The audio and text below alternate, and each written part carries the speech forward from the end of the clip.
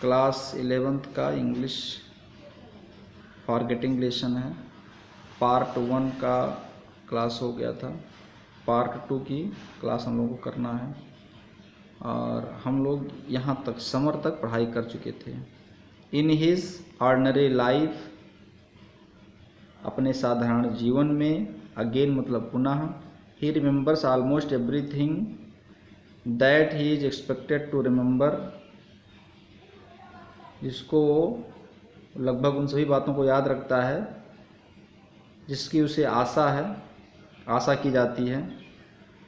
How many man in all London forget a single item of their clothing when dressing in the morning. पूरे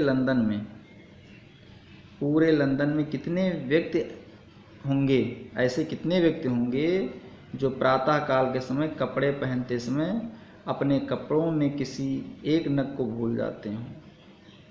London में कोई ऐसा व्यक्ति है बताइए जो अपने कपड़ा पहनते समय कोई एक चीज़ उसमें भूल जाता हो, सिंगल आइटम। नन 1 in 100, 100 में से एक भी नहीं होगा। नन ऑफ 100, 100 में से एक भी नहीं होगा। परहैप्स नॉट 1 in 10,000, शायद 10,000 में भी एक नहीं होगा। How many of them forget to shut the front door when leaving the house, कितने लोग ऐसे हैं जो घर को छोड़ते समय, घर से जब निकलते हैं तो घर के सामने का दरवाज़ा बंद करना भूल जाते हैं। सिक्रेसली मोर, मुश्किल से कोई होगा। And so it goes on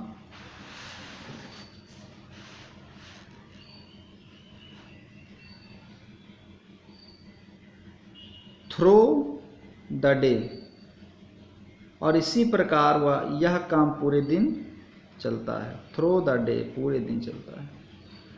almost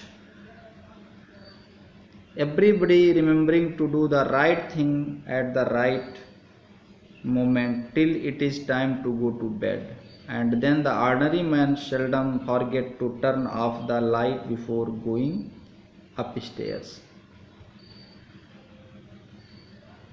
लगभग प्रत्येक व्यक्ति जो भी सोने के लिए जाता है,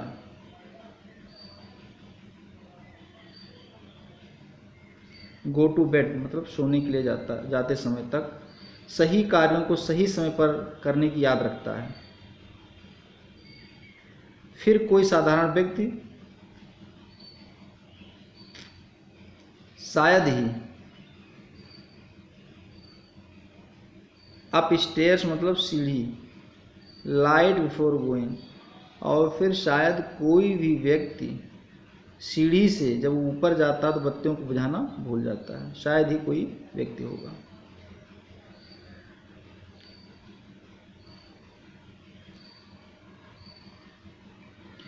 There are, it must be admitted, some matters in regard to which the memory works with less than its usual perfection. यह मान लेना चाहिए, there are, it must be admitted, ये मान लेना चाहिए, कुछ बातों को स्मरण शक्ति, some matters, कुछ मामलों में, कुछ बातों में, in regarded to which the memory works with less than an usual perfection, कुछ बातों में हम लोग मान लें कि दिमाग जो है, स्मरण शक्ति जो है, जितना काम करना चाहिए उतना काम नहीं करती, कुछ कम करती है। It is only a very methodical man, मैं मानता हूँ कि यह वह व्यक्ति बहुत ही नियम से चलने वाला व्यक्ति होगा।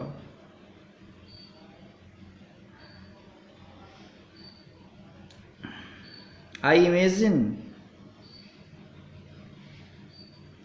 इमेजिन मतलब कल्पना करना। Who can always remember to take the medicine his doctor was prescribed for him, ये बहुत कम ही लोग ऐसे होंगे जो अपने लिए डॉक्टर की बताई हुई दवा को लेना सदा याद रख सकें। Always remember to take the medicine his doctor has prescribed for him, doctor ने जो उसके लिए मेडिसिन प्रिस्क्राइब किया है शायद ही कोई उसको हमेशा याद रखें कैसे लेना है। This is the more surprising because medicine should be one of the easiest things to remember.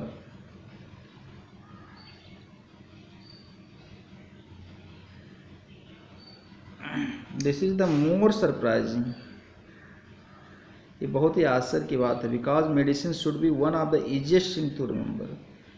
Medicine मतलब दवा, दवा को सबसे आसान है, ईजिएस्ट सबसे आसान है टू रिमेंबर, याद रखना। दवा को हम लोग याद रख सकते हैं, याद रखना बड़ा ही आसान है। As a rule it is supposed to be taken before, during or after meal, and meal itself should be a reminder of it। दवा का एक नियम होता है, एज ए रूल दवा का एक नियम होता है कि it is suppose to be taken before, during, after meal.